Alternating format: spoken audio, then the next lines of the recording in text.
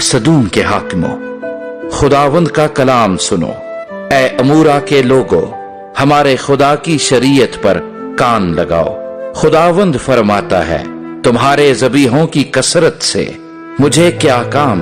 मैं मेंढों की सोख्तनी कुर्बानियों से और फरबा बछड़ों की चर्बी से बेजार हूँ, और बैलों और भेड़ों और बकरों के खून में मेरी खुशनुदी नहीं।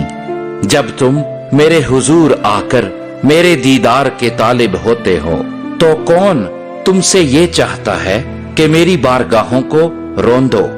आइंदा को बातिल हदिये ना लाना, बखूर से मुझे नफरत है।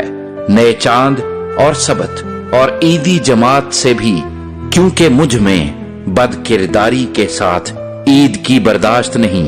मेरे दिल को तुम्हारे नए चांदों और तुम्हारी मुकर्ररा ईदों से नफरत है।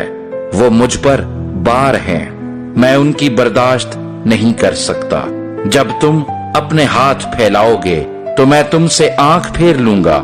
हाँ, जब तुम दुआ पर दुआ करोगे तो मैं ना सुनूंगा। तुम्हारे हाथ तो खून आलूदा हैं। अपने आप को धो, अपने आप को पाक करो। अपने बुरे कामों को मेरी आंखों के सामने से दूर करो। बदफेली से बाज आओ, नेकोकारी सीखो, इंसाफ के तालिब हो, मजलूमों की मदद करो, यतीमों की फरियाद रसी करो, बेवाओं के हामी हो।